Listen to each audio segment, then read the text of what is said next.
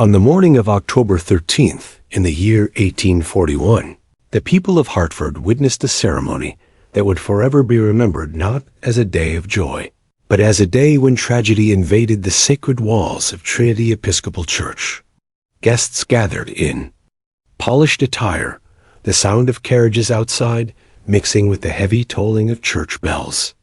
Within minutes of the vows beginning, a 19-year-old bride named Bridget O'Sullivan lifted the ceremonial chalice of wine to her lips, smiled softly at her new husband, and drank. Before anyone could understand what had happened, her body convulsed, her lips foamed, and her final whisper echoed across the pews. "The wine burns." The sacred union dissolved into chaos as her dress crumpled at the altar. The crowd gasped, priests rushed forward, and within moments, a secret so monstrous began to unravel that Hartford's most powerful newspaper hesitated to print every detail, fearing riots among the citizens. What the authorities uncovered days later revealed a crime crafted with patience, intellect, and cold calculation. The killer had not hidden in shadows. She sat among the guests, dressed in fine silk, watching the suffering she herself had engineered. That woman was Eleanor Pitton, mother of the groom, a widow, a respected matron, and soon the face of one of the most infamous trials in Connecticut history. But how could such horror rise from within the walls of one of the wealthiest households in Hartford? And what led a mother to poison her own son's bride? To understand, we must step into Hartford in the year 1841, a city perched between tradition and industrial change, a city where social divisions cut deep and the smallest misstep could ruin reputations. Hartford in that year was swelling with prosperity and conflict. The Connecticut River carried heavy steamboats filled with goods from New York. Factories grew along the banks puffing smoke that rivaled the church spires piercing the sky, and the population neared 13,000 souls. Many of them were newcomers from Ireland, fleeing poverty and failure of crops in their homeland, seeking survival through endless hours in mills and railroads. They arrived with faith, hope, and desperation. Among these immigrants were the O'Sullivans, a family whose presence would collide with Hartford's elite in a way no one could have predicted. Patrick O'Sullivan, a widower of 38, moved to Hartford with his 4 children in 1839. His eldest, Bridget, then 17, possessed auburn hair that shimmered even in gray winters, and eyes so green that they seemed to hold light itself. Patrick secured work as a supervisor at Colt's Manufacturing Company, earning more than most of his fellow immigrants, and securing a modest house closer to Hartford Center than others of his countrymen could afford. Bridget, skilled with fabrics, gained employment in a dress shop, where her delicate work and refined manner made her stand out. She spoke without a heavy brogue, and her demeanor was marked by intelligence and quiet confidence. It was here, amid these modest beginnings, that fate brought her into the path of William Petton, son of one of Hartford's most powerful families. The Pettons represented everything Hartford's old society clung to: wealth, tradition, superiority. Their matriarch, Eleanor Petton, had not been born into such privilege, but had married it. She wed Jonathan Petton in 1815, heir to a shipping fortune, and together they built a family empire that extended into insurance and manufacturing. When Jonathan died suddenly of apoplexy in 1835, Eleanor assumed control of an estate worth $40,000, a staggering fortune for the time. From her grand mansion on Prospect Street, she ruled her household with discipline, ambition, and unshakable determination to preserve the Petton name above reproach.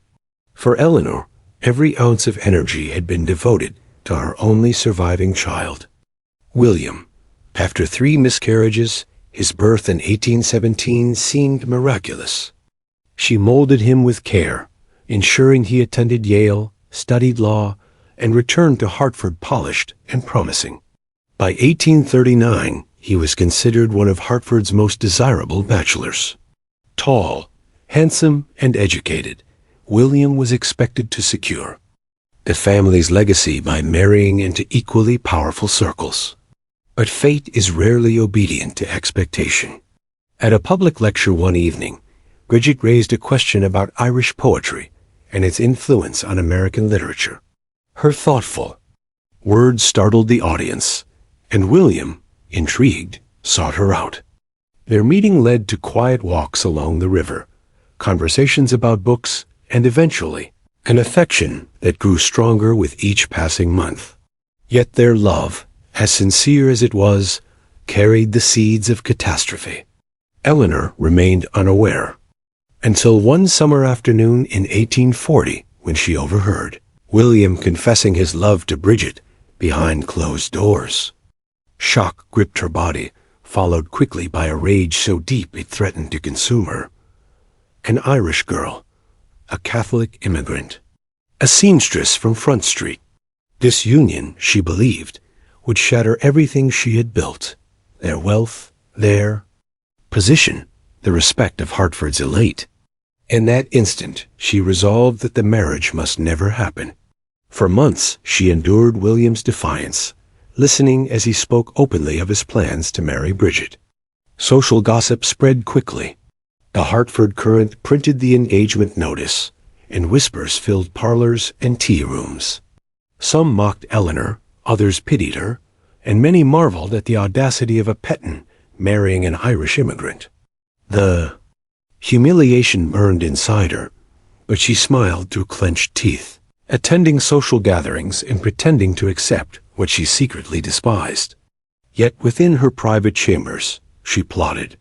She considered feigned illness, financial threats, bribes, but each plan carried risks. And then, while examining her late husband's papers, she found letters describing arsenic oxide, a deadly chemical used in manufacturing. White, crystalline, easily dissolved in liquid, nearly tasteless and difficult to detect. The solution struck her with terrifying clarity. She would poison Bridget on the wedding day itself, ensuring her death appeared as tragic illness. One would suspect a refined matron aiding in the holy ceremony. With calculated patience, Eleanor traveled to New York, procured arsenic under the guise of business, and returned with a vial hidden carefully. She rehearsed her actions repeatedly, practicing how she would stir the powder into the chalice. Every step was planned. October 13th arrived with crisp air and autumn leaves rustling along Hartford's cobblestone streets. Guests filled Trinity Episcopal Church, curious to witness the union that had scandalized society. Eleanor arrived early, composed and elegant, the vial of poison sewn into her dress. She oversaw the preparations, ensuring she had access to the ceremonial wine. The moment came when Father Matthews prepared the blessing. With grace and poise, Eleanor approached, offering assistance. While the priest addressed the congregation, she slipped the powder into the chalice and stirred. The wine shimmered dark, red, betraying nothing. She returned to her seat, heartbeat steady, awaiting the inevitable. William drank first, then handed the cup to Bridget. The young bride raised it, smiled with radiant joy, and drank deeply. Applause filled the church. The couple turned, and for several minutes nothing seemed amiss. But Eleanor knew it was only a matter of time. She waited, counting the moments, her face calm while her soul churned. At the reception in the Petton mansion, nearly an hour passed. Bridget remained vibrant, speaking with guests, glowing with happiness. Panic began to gnaw at Eleanor. Had she miscalculated? Was the dose too small?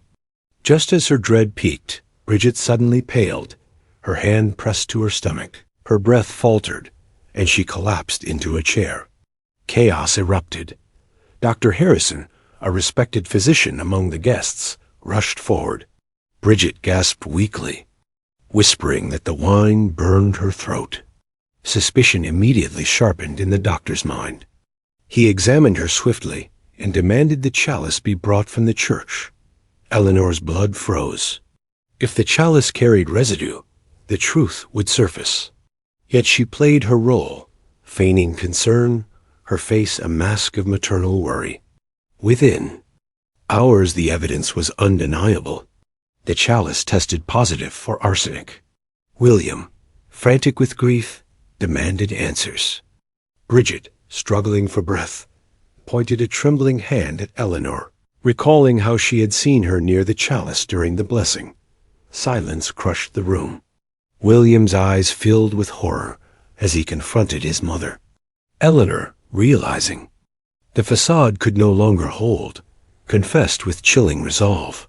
She declared that she had acted to protect their name, their wealth, their bloodline.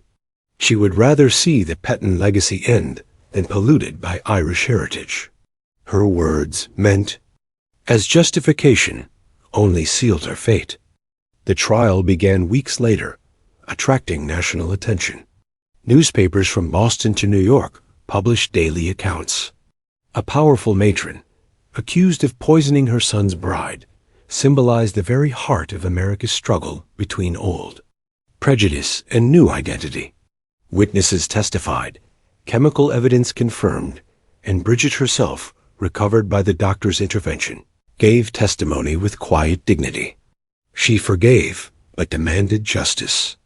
William, torn between love for his mother and devotion to his wife, stood before the court, voice trembling yet firm, declaring that honor required truth even when it meant condemning his own blood. The jury needed little time. Eleanor was found guilty of attempted murder and sentenced to 15 years in Connecticut State Prison. Though she entered with composure, her reputation shattered, her fortune drained, and her family severed ties. William and Bridget moved to Boston, raising children who became respected figures. Bridget's grace and intelligence won admiration, and she used her influence to support immigrant families, bridging divides her mother-in-law had sought to destroy. Eleanor served 12 years, released a broken woman. She died in 1858, alone, never reconciled, never meeting her grandchildren. Trinity Church melted the chalice, donating the silver to aid Irish immigrants, a gesture heavy with symbolism. The tale became a lesson whispered across New England, a warning of how prejudice and obsession can twist into violence. Parents told their children, scholars studied the case, and the press dubbed it the poisoned chalice tragedy. Even decades later, when William and Bridget returned to Hartford, now strong and successful, old residents could not forget the scandal. The union that was nearly ended by poison had flourished, proving that love can outlive hatred, that justice can silence prejudice, and that even the highest walls of privilege cannot protect those who surrender to obsession. What do you think? Could social hatred still drive someone today to take desperate measures against love they cannot accept? Share your thoughts in the comments below. If you want to uncover more forgotten tales of America's dark past, subscribe, hit the bell, and join us as we reveal the hidden history that still whispers through time.